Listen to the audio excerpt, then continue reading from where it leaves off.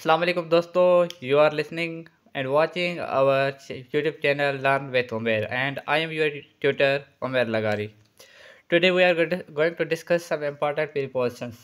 आज हम डिस्कस करेंगे कि ओवर और अबव, जिसका दोनों का मतलब होता है किसी चीज़ के ऊपर होना, और बेलो या अंडर किसी चीज़ के नीचे होना। ये दोनों प्रीपोजिशंस है, दो वर्ड्स हैं। आज हम डिस्कस करेंगे कि दोनों के यूजेज में क्या फ़र्क है।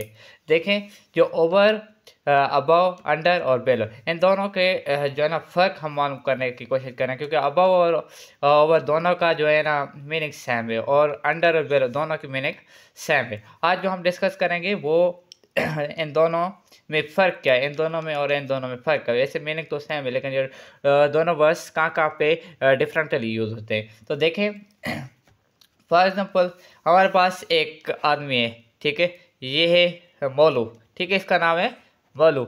ये जो यहाँ पर खड़ा है, इसके पास ऊपर से जो है ना एक बर्ड गुजर रहा है।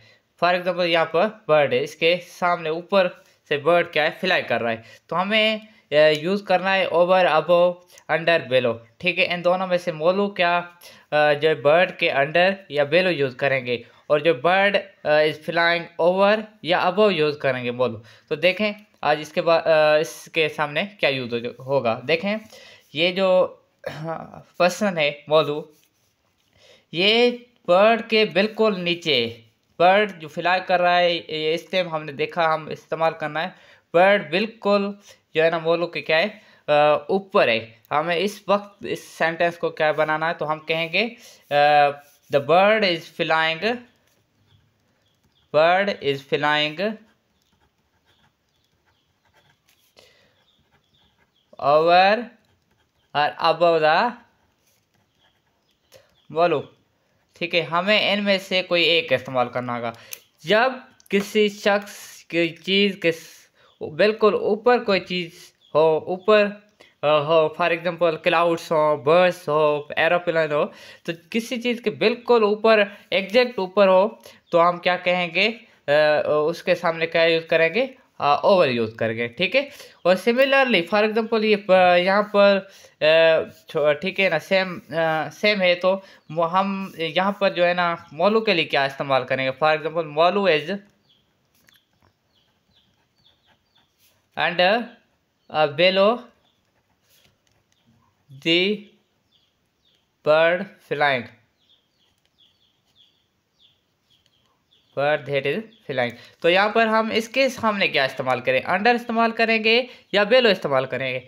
देखिए, जब कोई पर्सन, ये शख्स एग्जैक्ट किसी चीज़ के नीचे हो, तो एग्जैक्ट हम क्या कहेंगे, उसके सामने, बिल्कुल सामने से नीचे हो, तो हम उसके लिए क्या इस्तेमाल करेंगे, उसके लिए हम अंडर इस्तेमाल करेंगे, ठीक है। जैसे ओवर हम इस्तेमाल कर रहे हैं किसी चीज़ के लिए, वो किसी चीज़ के बिल्कुल सामने ऊपर ऊपर हो, तो ठीक है ना, हॉरिजॉन्टली या वर्टिकली उसके ऊपर हो, ठीक है।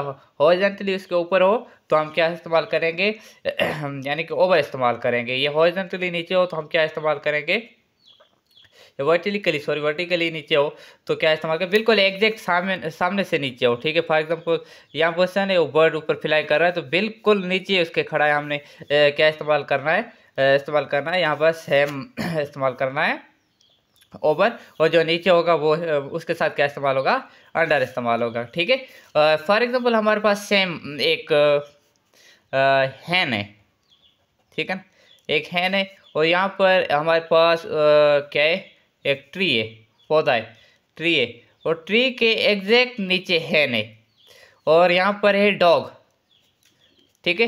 डॉग जो है ट्री के नीचे है, लेकिन एग्जैक्ट उसके नीचे नहीं है। हमें अब इस्तेमाल करना है ओवर, अबव, अंडर और बेलो का। तो हम इस्तेमाल करेंगे द हैन इज, हैन देखे एग्जैक्ट नीचे, एग्जैक्ट हमने क्या इस्तेमाल किया है, under, hen is under the tree, okay.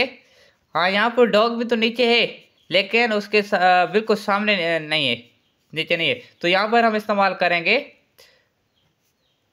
The dog is bellow the tree, ठीक है। ये एग्जैक्ट बिल्कुल नहीं होगा, वहाँ पर हम क्या इस्तेमाल करेंगे, बेलो इस्तेमाल करेंगे। ठीक है, यहाँ पर अबो और बेलो इस तरह इस्तेमाल होता है। उसके बाद होता है ये अबो तो बेलो हो गया, लेकिन जो ट्री फॉर एग्जांपल हम इस्तेमाल करें अबो और सॉरी ओवर का, तो देखें हम इस्तेमाल करें the tree is over the hand. ठीक है ना, हैंड के बिल्कुल एग्जैक्ट सामने ऊपर है। ठीक है, तो यहाँ पर क्या इस्तेमाल होगा, ओवर इस्तेमाल होगा। लेकिन डार्क की क्या है, वो ऊपर तो है लेकिन बिल्कुल उसके सामने से ऊपर नहीं है, तो इस्तेमाल होगा the tree is above the dog. ठीक है, इस तरह इस्तेमाल होगा, यानी कि बिल्कुल उसके सामने एग्जैक्ट उसके सामने क्या है ना, वो ऊपर नहीं है। तो इसी तरह से ओवर और अबव और अंडर और बेलो का यही फ़र्क है। उम्मीद करता हूँ कि आप सबको ये समझा हुआ होगा। इस तरह से हम और भी जो करें कंफ्यूजिंग वर्ड्स या सेम वर्ड्स जो इस्तेमाल होते हैं जिनकी यूजेज में कोई डिफरेंस होती है, हम अपलोड करते रहेंगे। अगर आपको वीडियो पसंद आई तो प्लीज़ लाइक कर दीजिएगा और चैनल को प्लीज़ सब्सक्राइब करना नहीं भूलिएगा। Thank you.